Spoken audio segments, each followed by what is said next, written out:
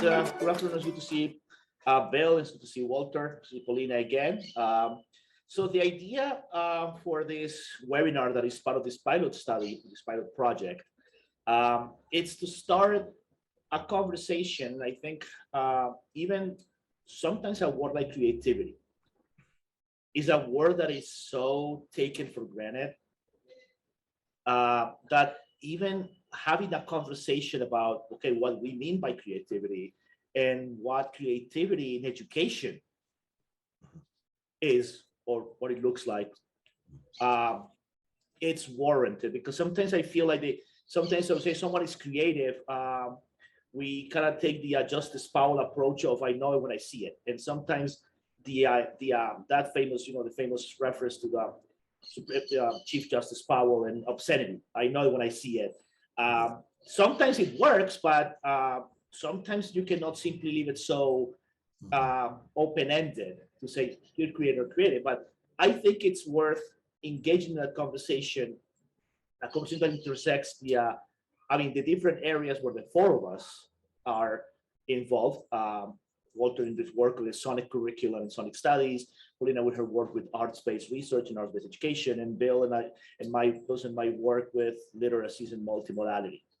So I want to start the conversation with that. So when we talk about creativity, well, what are we talking about? And then what should we talking about? What should we be talking about? So let's hit it.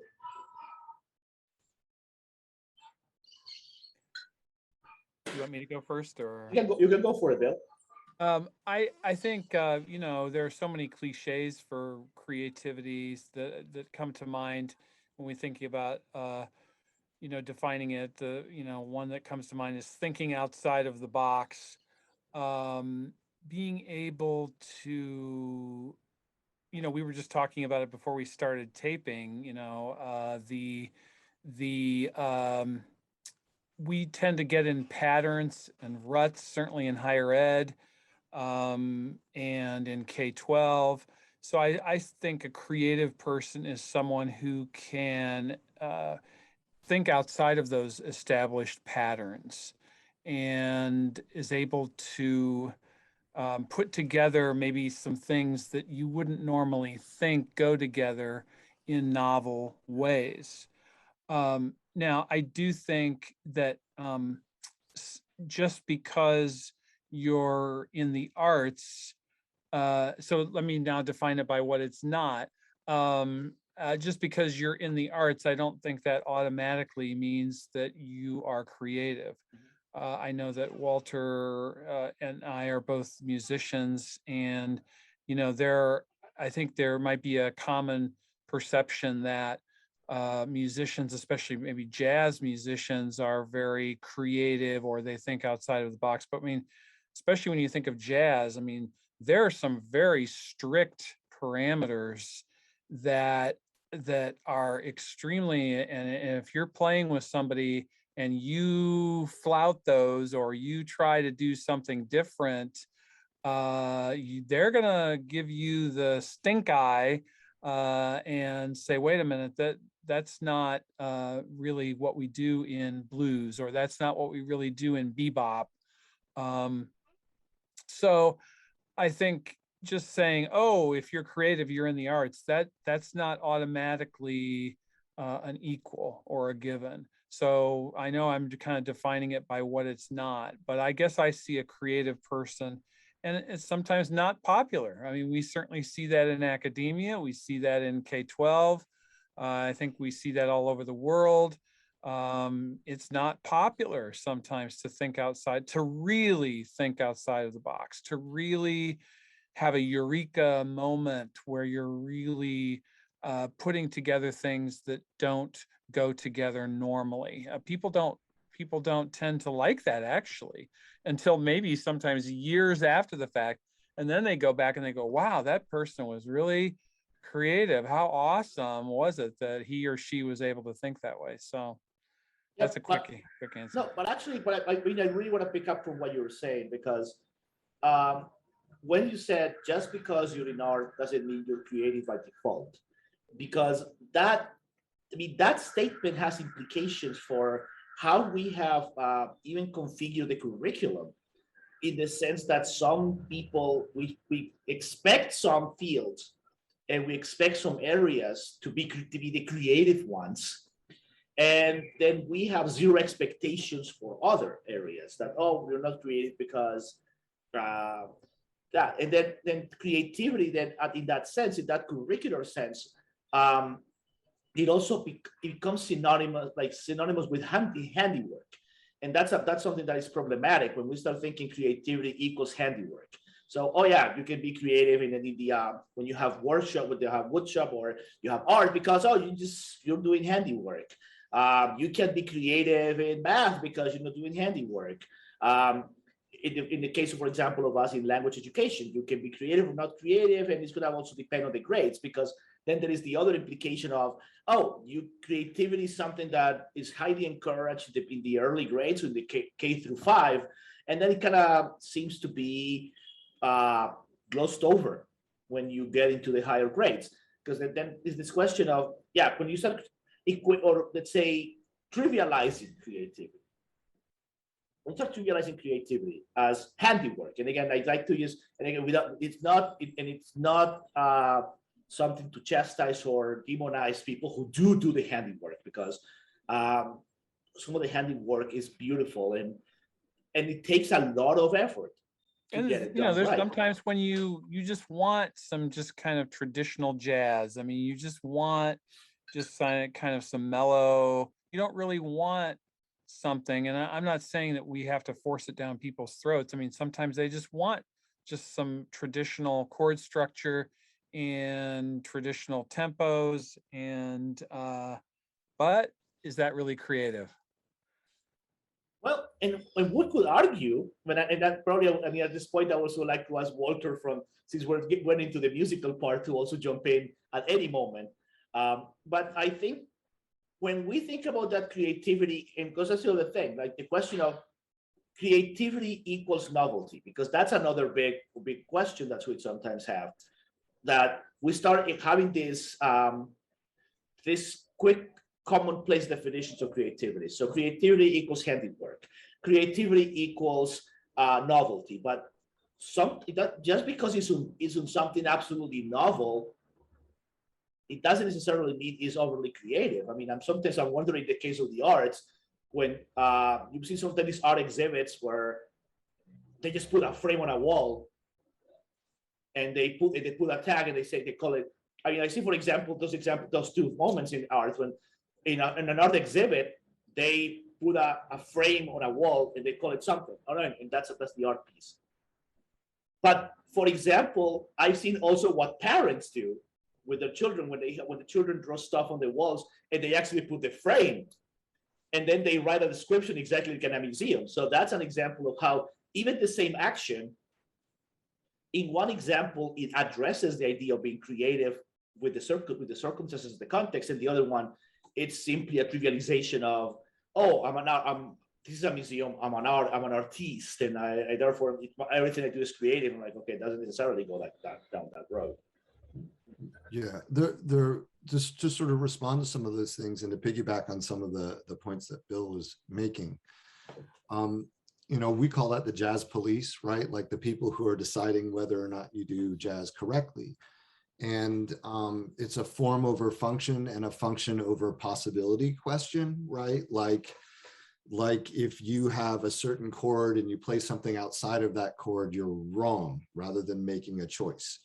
And that set of understandings across the arts sits in direct conflict with understandings of people who are so-called great at that. So Miles Davis is an example of it.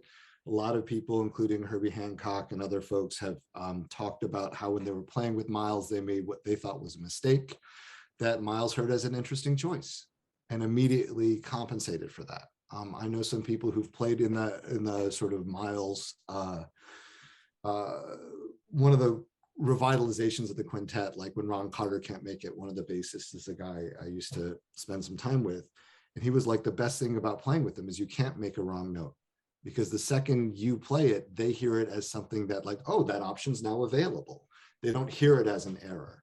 So one of the things that happens in terms of creativity is a question of categorization of normalcy and status quo, right?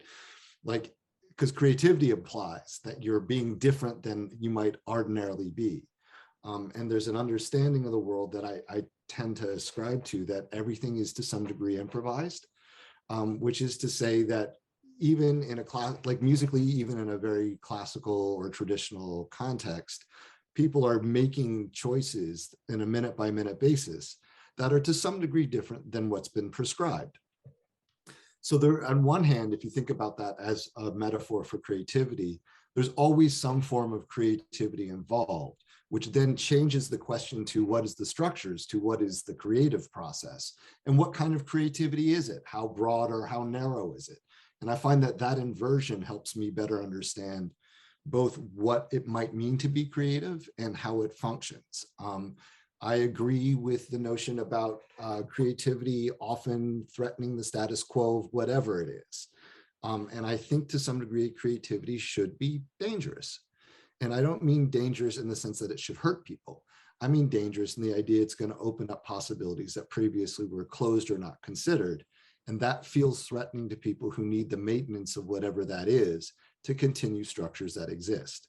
So in other words, like in teaching, for example, a lot of people don't want to turn over decisions about what you're teaching in the day to students. So they'll spend all the time complaining about standards, and they'll spend all the time complaining about structures and prescribed education.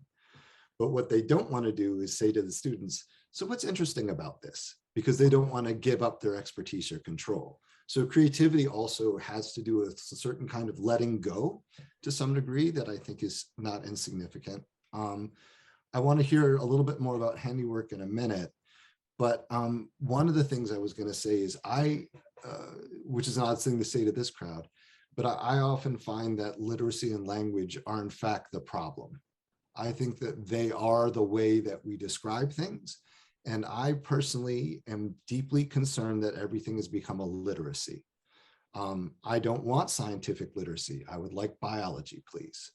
I don't wish to be a creative. I would like to be a musician, a specific kind of person. You can't just take any creative and do the work, right? Just like I wouldn't take a person who's very good at jewelry and insist that they can do sculpture, even though jewelry is sculptural, right? Like these are not necessarily the same kinds of tradition. And so I think part of the issue is it's a linguistic issue. And part of what we can push back on is this notion that literacy is a set of things that are important. I'm for literacy. Let me be very explicit about that. In its literal sense, I'm in favor of it.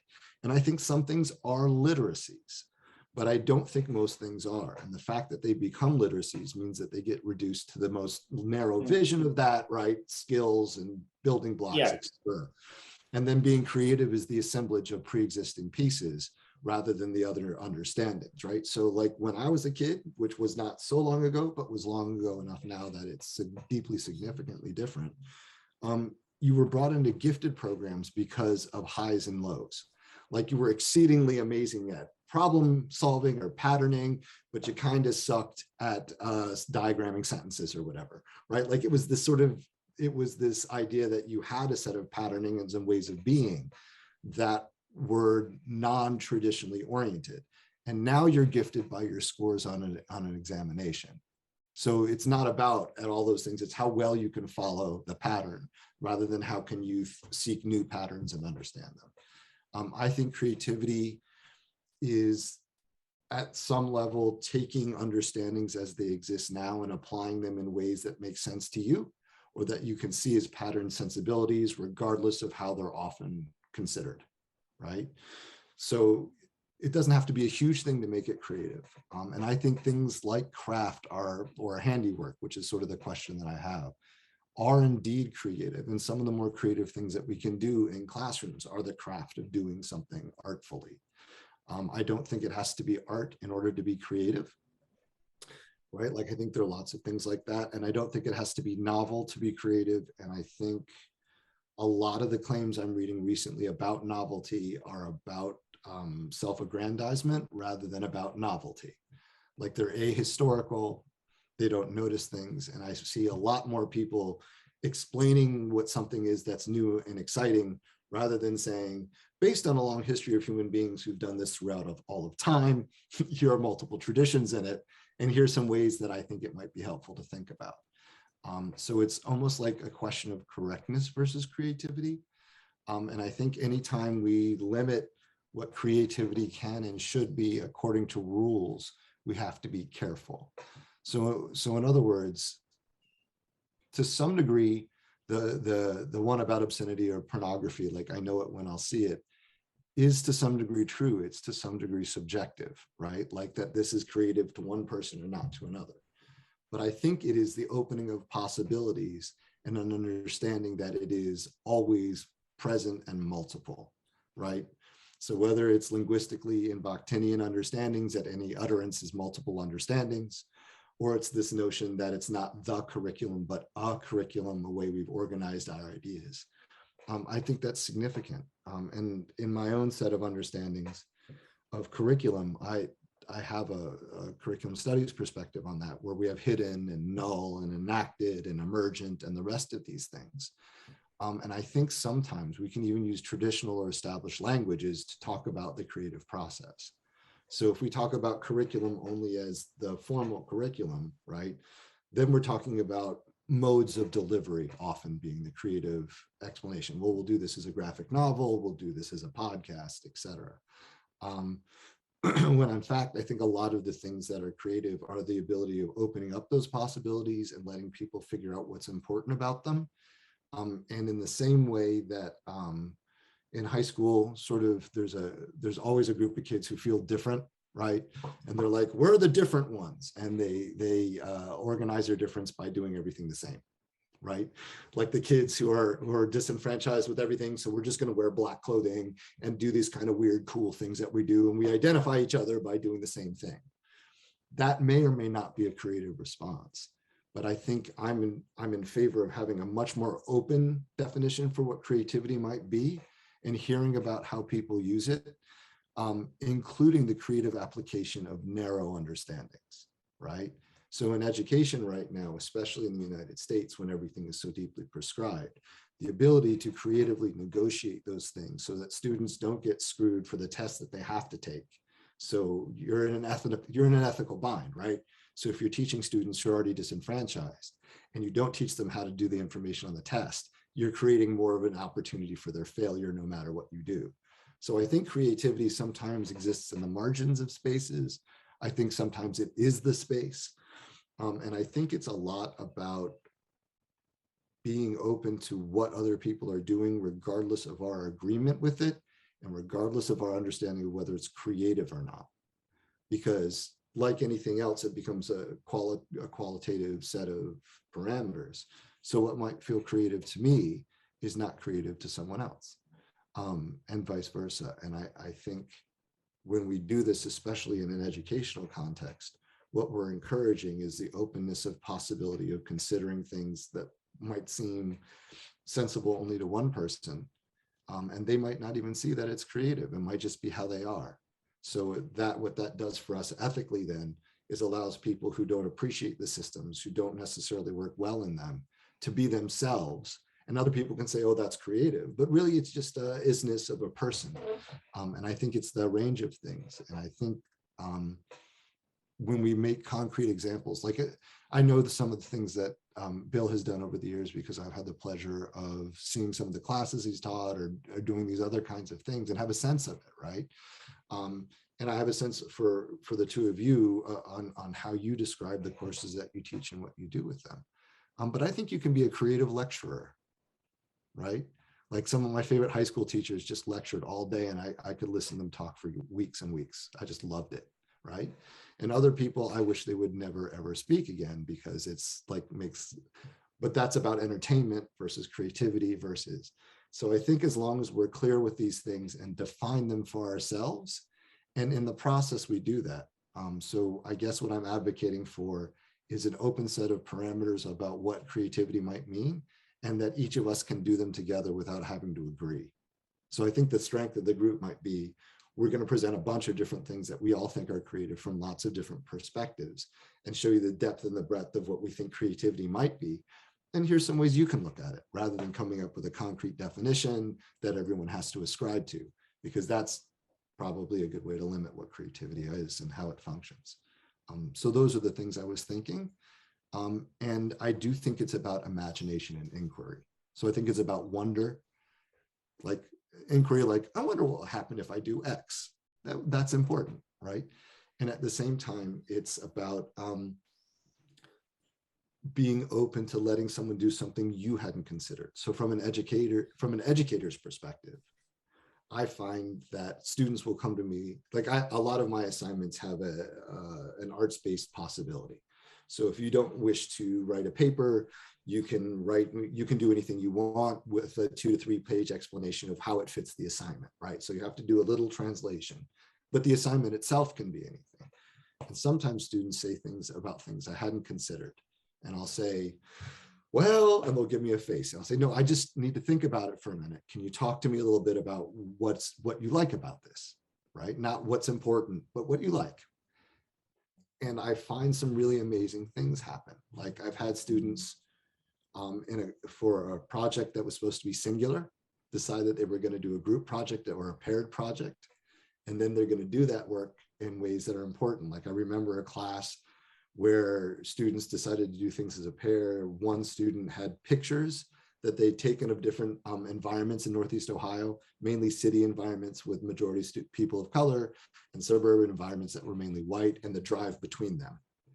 And then they were talking about questions of justice and education. And what the two of them did was set up 2 projectors running simultaneously in class that projected different views as they read their own perspectives on what they had back and forth that they hadn't checked previously. And that was mainly by me just saying like, oh yeah, no, okay.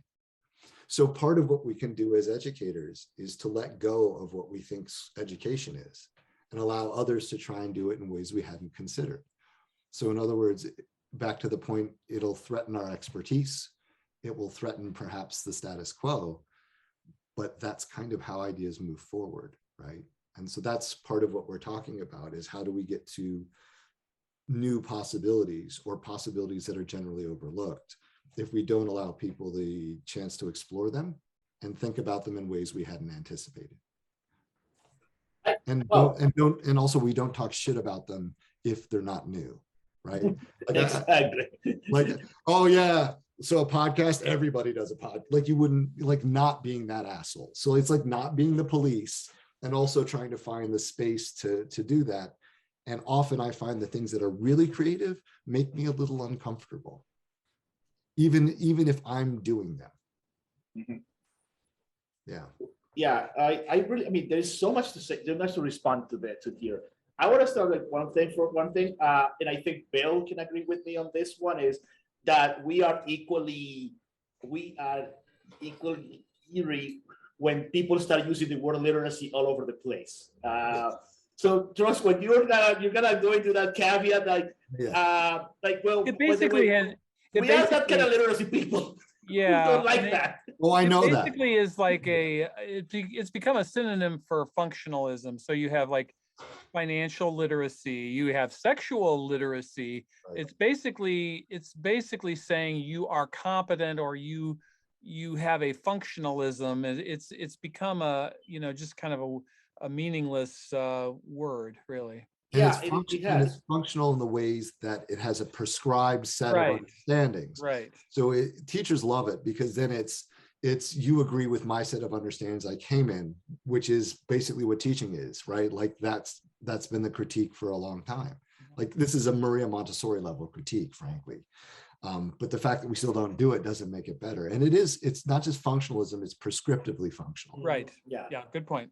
So so we're gonna go with that idea that we don't agree with that prescriptivist, functionally, this co-opting of the creative, going to the creativity of the creative possibilities that one can have with language and text and multiple forms of text creation that happens when you start putting that little adjective before literacy, because it seems like a co-opting. Sometimes it happens with creativity.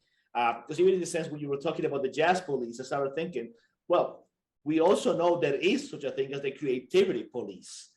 And kind of like, oh yeah, what's creative, what not creative. And I think one big problem, and I love when you were talking about this, the possibilities of creativity, that sometimes is when you said one can be a very creative lecturer, and one can do something like flip learning that is supposed to be so creative and so original and make it make it absolutely standardized, and not give the students the possibility to think for themselves just because of the way they do it. There is another thing, and I think it's important when it comes to the educational realm. It's that, once again, these things about what creativity isn't what isn't. And I always worry this idea of creativity as the grandiose. That there is this notion that if it's, in order for it to be creative, it has to be outlandish, it has to be grandiose, it has to be an extravaganza. By the way, that's one of my favorite words in the English language. Just as a note, I learned that word because of wrestling, by the way. So when I was like 12, it's one of my all-time favorite words in the English language. It's a Roddy Piper thing. I get it. Oh, absolutely, absolutely. Now you see that's how I learned English, watching wrestling and cartoons. But the point is that emphasis on the creative as the grandiose, as the creative as the outlandish, as creative means epic.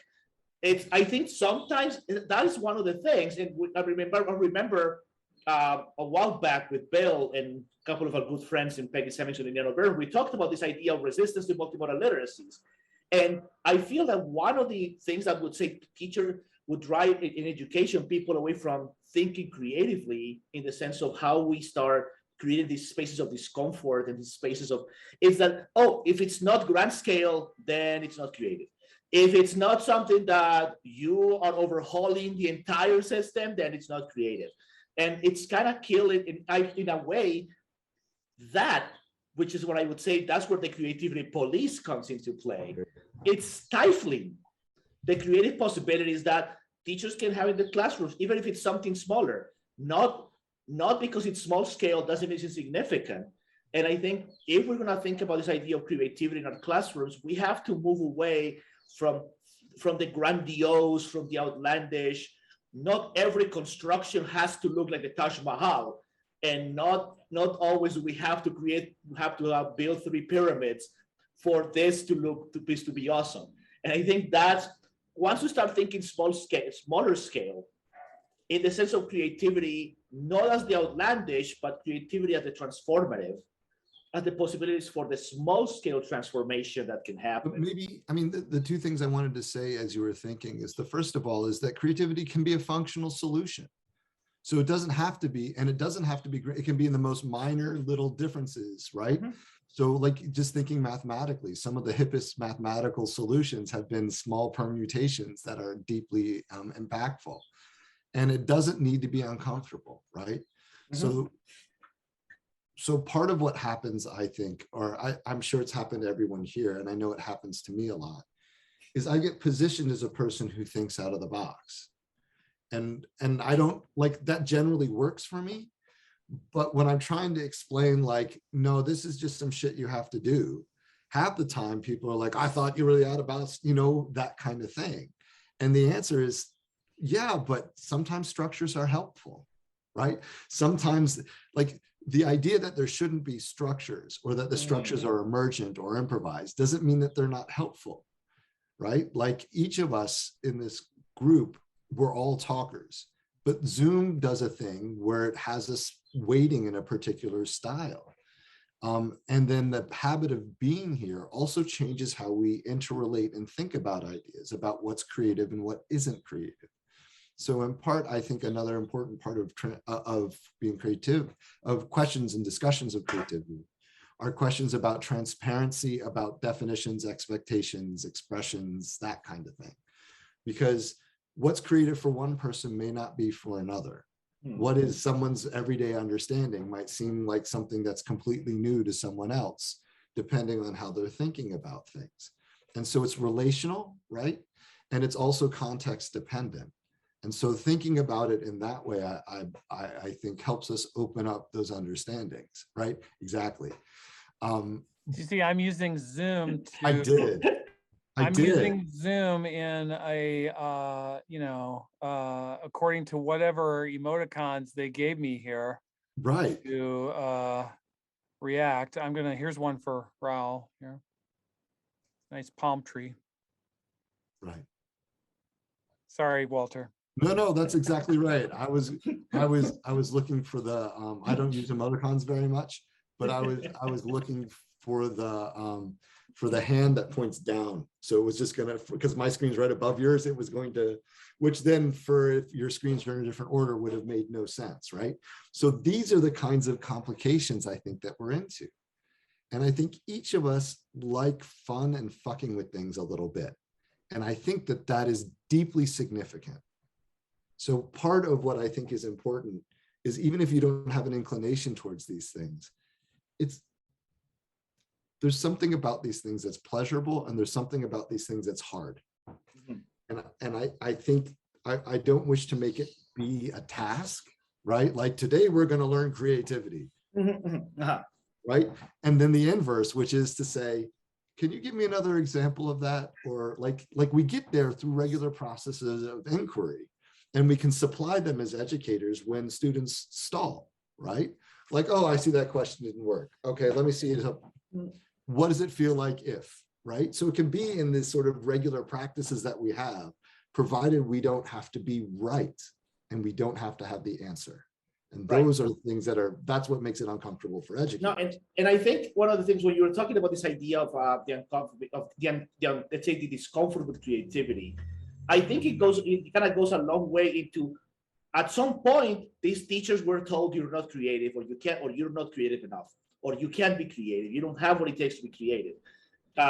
And I go back to an example I discuss often with my students in my pre-service teacher education program. I mean, field of language education for just for reference. And I always tell them when that there is one conversation I have inevitably had with people over the course of the 28 years I've been as a language teacher.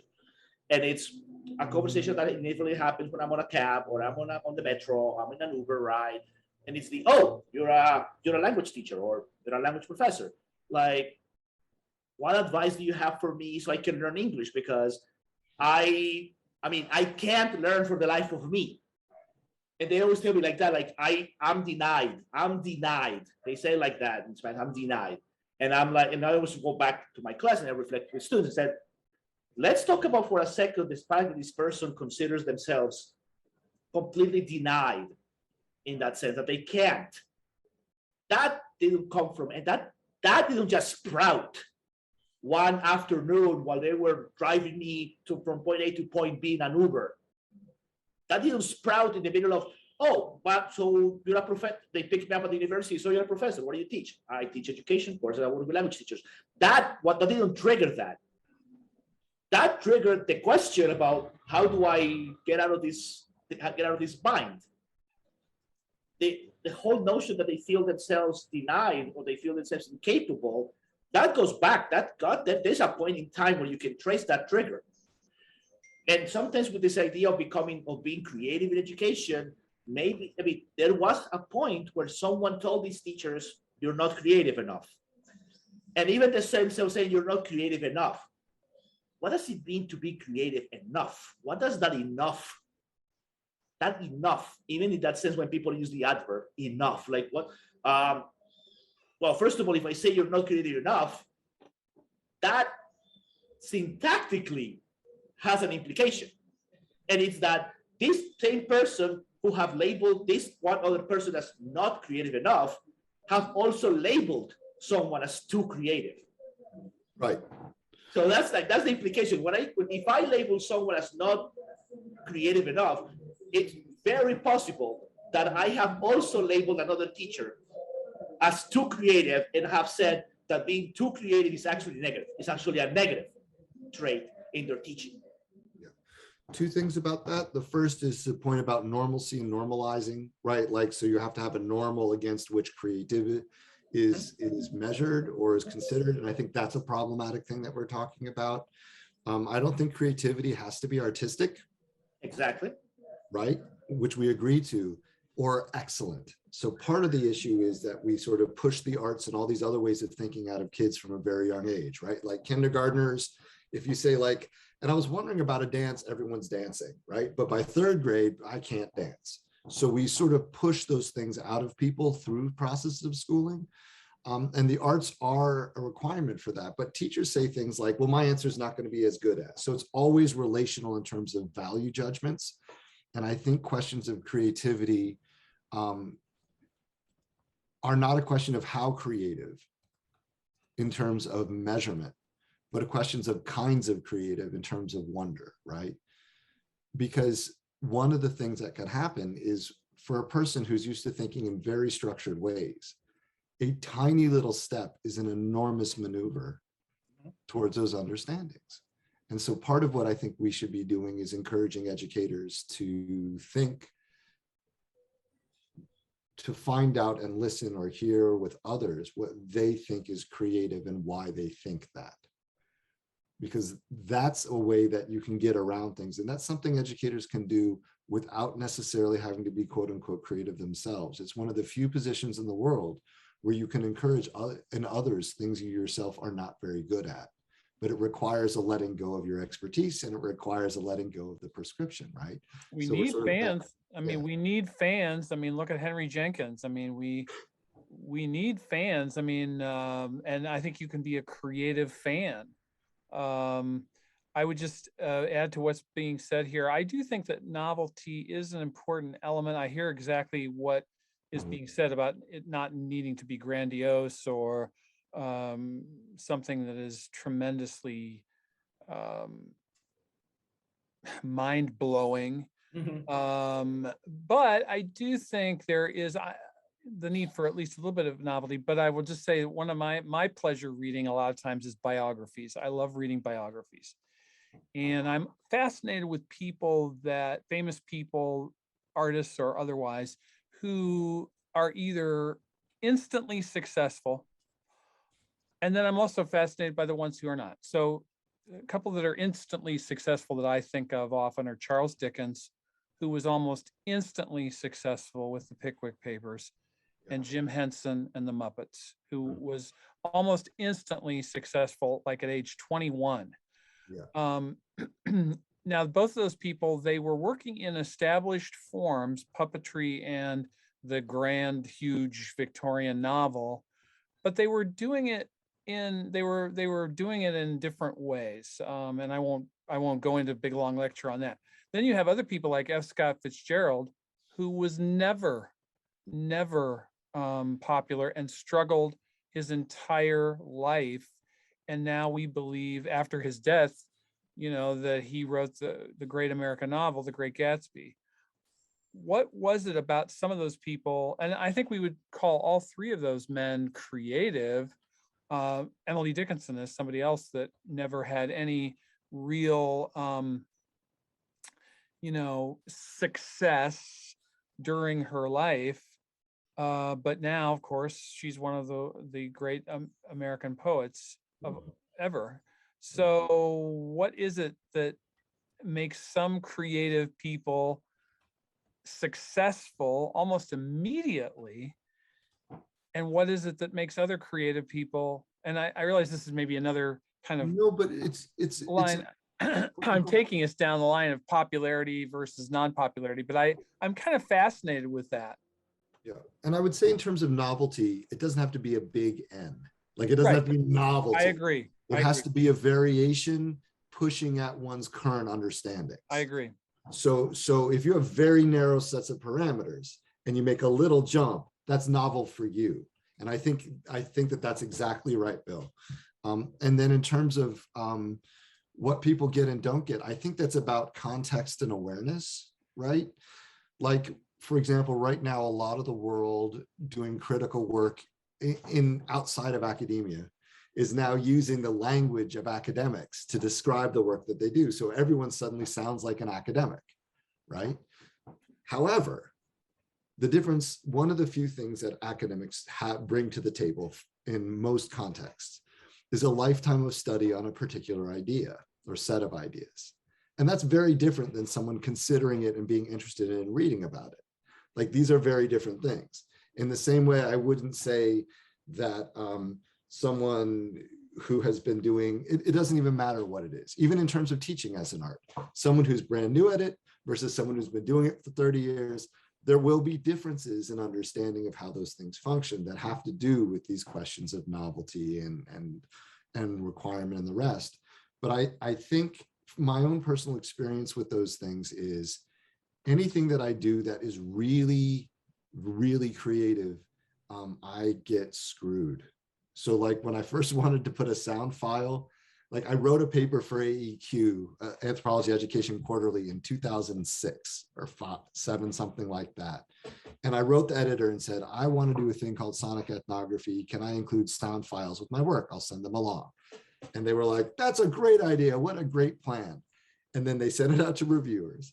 And the 3 reviewers, one rejected it out of hand because it had sound files. The second reviewer looked at it and said, you haven't defined these terms. I don't know what they are. I reject it. And the third person had like, oh, if you're going to do sound and ethnography, here's some great suggestions, right? But the reason it got rejected wasn't because of the revise and remit of those 2 things. It was because people just were uncomfortable with the idea of it. And now we've all had doc students that have wanted to do dissertations in a multimodal form. Exactly. And if we don't why go to not? to them, but right. You know, it's so difficult under the current system. But right. And so that's the point, right? Is that I think things that are creative, and I didn't find them to be that creative. I have to be honest. Like I think it's radio. Like Ben Amin wrote radio plays for education in the 30s in Germany. That's how he got half of his stuff out, was almost using education almost in the same way that the Muppets did or other things, where you have adult content put in children's forms or whatever, right? So there are all these kind of really interesting ways that we do our work that then are pressed back against for very normalizing sets of understandings. And what's creative in one place is not in another, right? Like, and so I think as long as we hold on to these complications and don't define them, I know that's a strange thing to say, but if we hold on to them as being messy and possible and provide a way for us to sort of show what we're doing, we can make a performative argument about what we're saying. So we can put these things out and then we can say it's performative. And then we can get teachers a chance to say that. And then we can ask important questions like, why is that creative? Or how do you think this is creative? Or how did this feel creative for you? Or those kind of questions, which are basic education questions that we get taught in pedagogy, you know, maybe your second round of it somewhere in a teacher ed program. So I do think that there are windows and ways. I just don't think we do them. But actually, that's a good segue for basically what's going to bound to the final question of this conversation. Is what have those moments of creativity looked like for you in your own classroom situations? I would like, I mean, just to like get one situation where you did that led you into these moments of creativity in your own classroom, your own teaching practice. I would like to us to have that just to wrap up this conversation with that particular point. So, Bill, if you would like to go first, since we know your.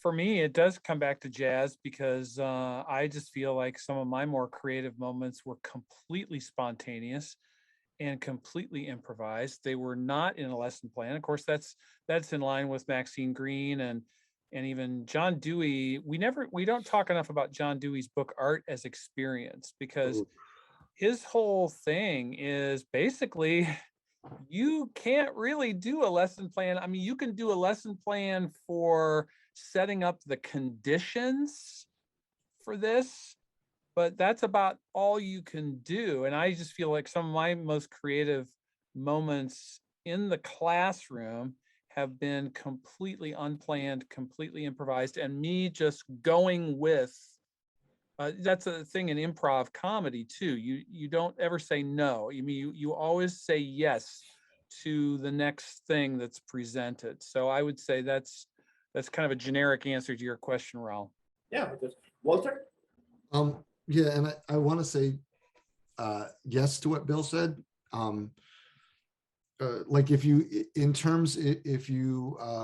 have a lesson plan and you follow it, why do you need the kids? Like, why do you need students if you've already got your shit planned out? It's like a script if you're not Right. lip sync to the kids. So, you know, and artist experience, my favorite part of that book is the first 15 pages, which is one of the most Marxist things he ever wrote, which was basically like, people who are rich decide that they want to show you that art matters by showing that they care about something other than money.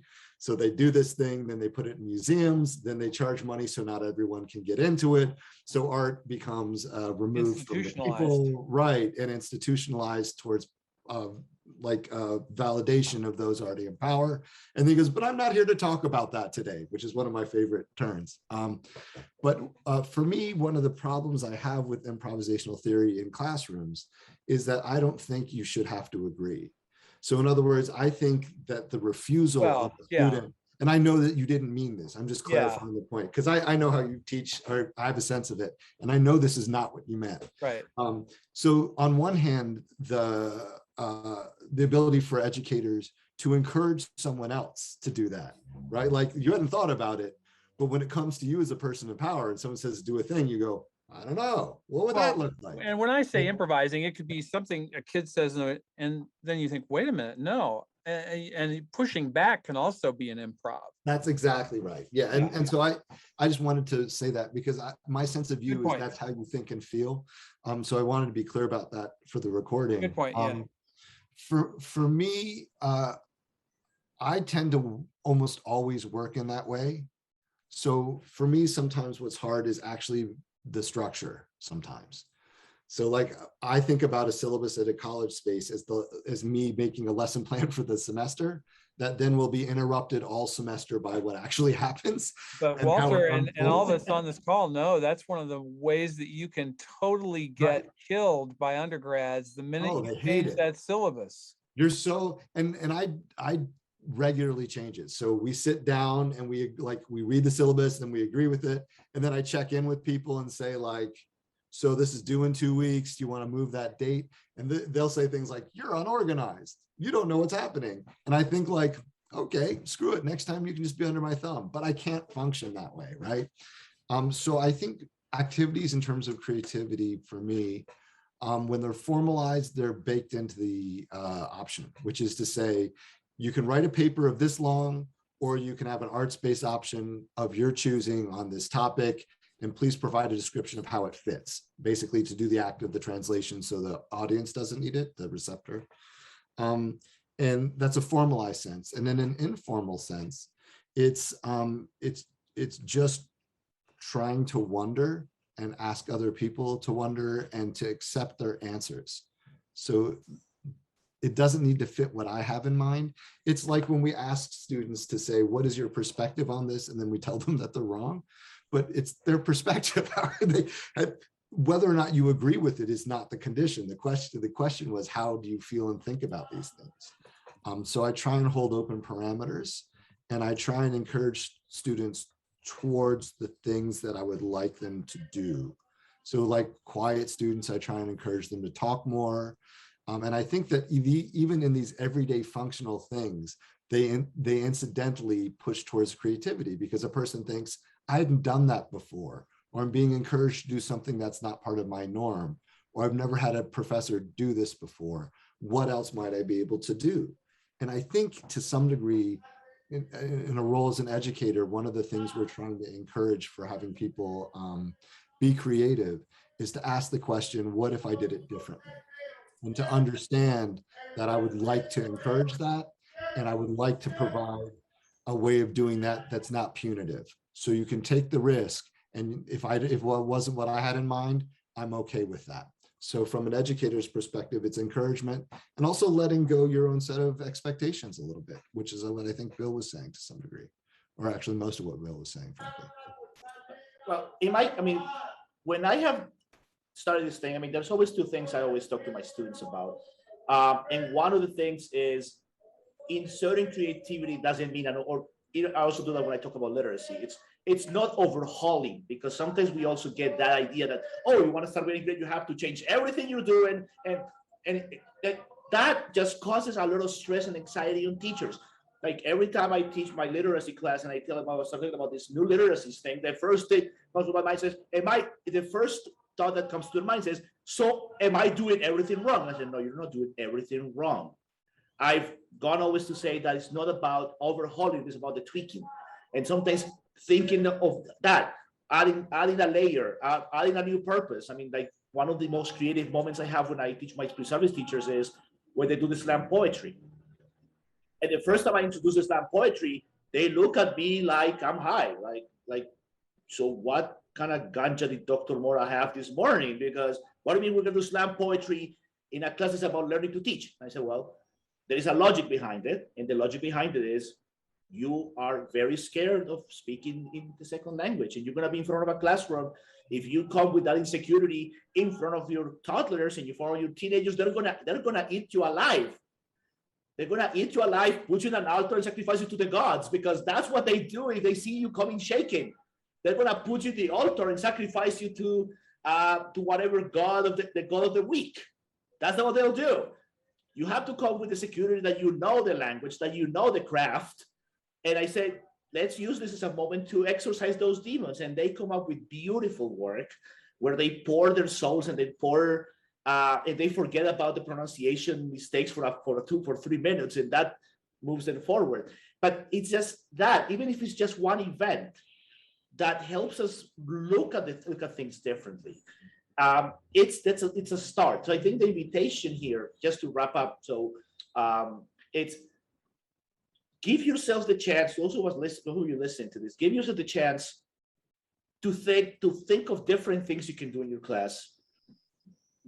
It's gonna feel uncomfortable at first, because it kind of like when you try a new pair of shoes. I mean, it's gonna be uncomfortable. It's gonna be kind of uncomfortable the first time you try them on. Once you get comfortable, once you wear them out a little, they become more comfortable. So give yourself the chance to feel a little uncomfortable with those changes. Embrace the discomfort. I kind of thinking of when they tell you in yoga that discomfort is a part of learning. It's a part of putting yourself being in the moment. And don't think that it has to be, as we all said here, it doesn't have to be something so big that, no, it can be something small that makes a little difference in your class. So I think, and I want to thank Bill, and I want to thank Walter for this lovely conversation. I think it's a really nice way to kickstart all the conversations that we're going to have part of this project. So for everybody who will be watching this webinar later, I hope you enjoy it as much as we did talking and recording it together. I hope you enjoy it as much as we did. And give yourselves those chances. So once again, everybody, thank you. And thank you, Polina, for bringing us as part of this project. I think big props to Polina for thinking about this project, for bringing all these creative minds into the mix, and most important as loose to really help her develop this project. So, I mean, on my side, gratitude for being part of this conversation with two great scholars and great friends in Walter Gershon and Bill Kist. So I guys, gratitude and appreciation for this hour of conversation. I really enjoyed it. Thank you. Thank you Look forward so to the much. next one. Yep, take care.